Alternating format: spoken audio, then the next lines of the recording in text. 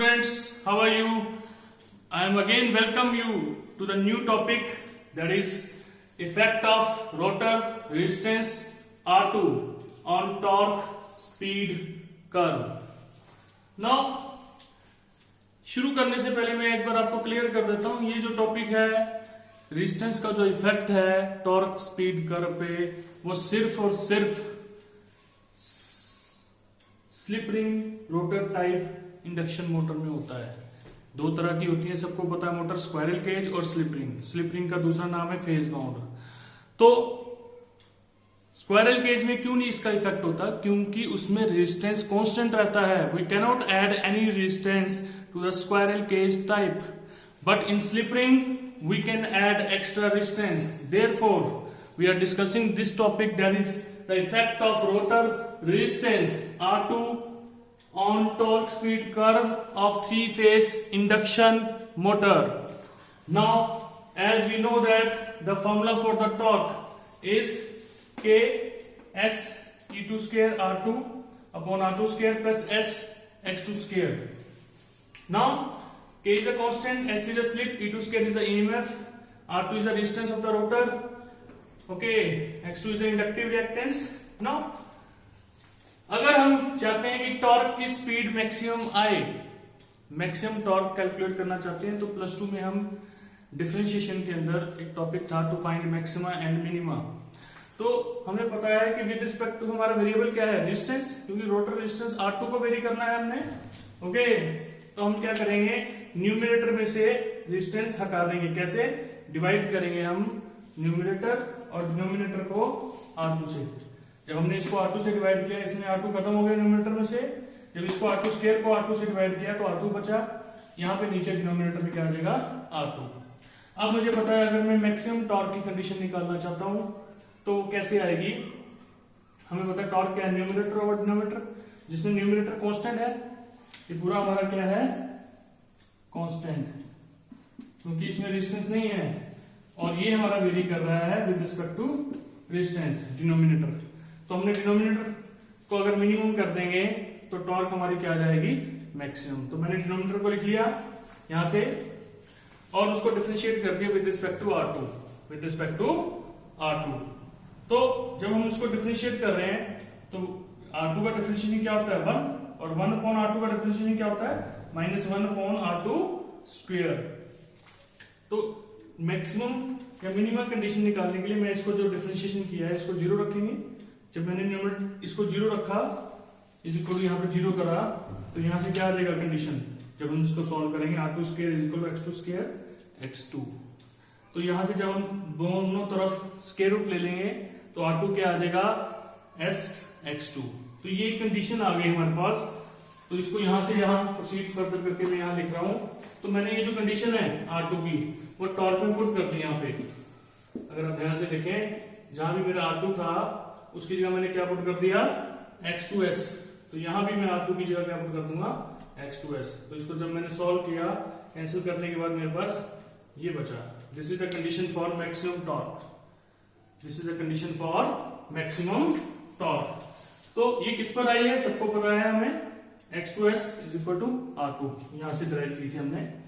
But हम यहां से देख सकते हैं कि रेजिस्टेंस जो है, रोटर का जो रेजिस्टेंस है R2, वो क्या है, S X2।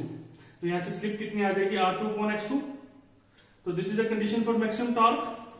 तो अगर मैं रेजिस्टेंस, रोटर के रेजिस्टेंस को बढ़ा रहा हूं, इंक्रीज कर रहा हूं, तो स्लिप भी मेरी इंक्रीज करेगी, क्योंकि X2 तो कांस्टेंट है, X2 को मैं कांस्टेंट मान के चल रहा हूं।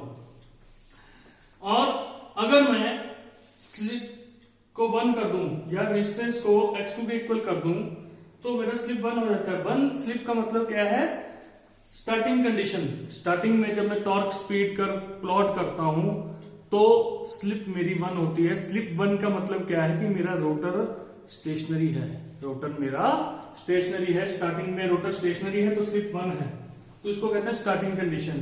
तो इसका मतलब ये है कि अगर मैं रोटर की वैल्यू को, रेजिस्टेंस को, R2 को इंक्रीज कर रहा हूं, ओके, तो TD मैक्स मेरा कांस्टेंट रह रहा है। क्योंकि देखिए कहीं भी TD मैक्स जो मैक्सिमम वैल्यू ऑफ टॉर्क है वो रेजिस्टेंस पे डिपेंड नहीं कर रही, it is independent of resistance. आप देख सकते हैं यहां पे ध्यान से, ओके। तो इसका मतलब R2 इंक्रीज करने से मेरी जो टॉर्क की मैक्सिमम वैल्यू है वो इंक्रीज नहीं कर रही, बट उसकी पोजीशन शिफ्ट करेगी toward the starting torque, toward the starting point, toward the starting point. इसको मैं और बेहतर तरीके से समझा सकता हूं, थोड़ा पास ही आ जाए। तो अगर आप ध्यान से देखें इस कर्व को, मैंने क्या किया, यहां पे 3 कर्व बनाए हैं, एक ये, दूसरा कर्व और एक ये जो पहला मेरा कर्व है R2 3 पे है। R2 3 रेजिस्टेंस की जो वैल्यू है मैं मान लेता हूं यहां पे सबसे बड़ी है, उससे कम R2 2 की है और उससे कम R2 1 की है। इसका मतलब मैं अगर रेजिस्टेंस को इंक्रीज कर रहा हूं, ओके, तो जैसे जैसे मैं रेजिस्टेंस को इंक्रीज कर रहा हूं तो मेरा क्या हो रहा है, जो TD मैक्स है वो मेरा शिफ्ट हो रहा है टुवर्ड द स्टार्टिंग पॉइंट। अगर आप मैक्सिमम वैल्यू की बात कर रहे हैं टॉर्क की, यहां पे टॉर्क की मैक्सिमम वैल्यू आ रही है, तो उस पर कोई भी, यहां भी सेम है, यहां भी सेम है, यहां भी सेम है, तीनों पे देख सकते हैं आप, रेजिस्टेंस का कोई इफेक्ट नहीं है, TD मैक्स पे कोई फर्क नहीं पड़ रहा, सिर्फ पोजीशन शिफ्ट हो रही है। किस पे शिफ्ट हो रही है पोजीशन? Toward starting point. तो जैसे कि मैंने R2 3 की बात की, यहां पे देखिए हमारा ये टॉर्क आ रहा है मैक्सिमम, और फिर टॉर्क हमारा with respect to speed decrease कर रहा है।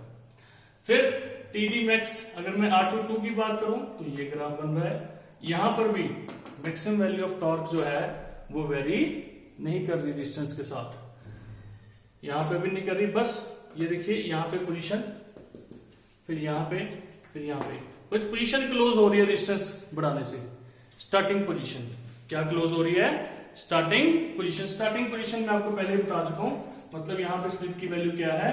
1 है स्टार्टिंग पे, क्योंकि मेरा स्टार्टिंग में जो स्पीड है वो है NR इस पॉइंट पे, और टॉर्क ओके S = 1 = NR। तो this is all about the effect of rotor resistance R2 on the torque speed curve. तो वो मैंने आपको टॉर्क की मैक्सिमम वैल्यू से निकाल के ड्राइव करके दिखाया है। I hope you understand the lecture very well. Thank you so much. We'll meet soon with the next lecture very soon. Thank you so much. Stay safe, stay healthy.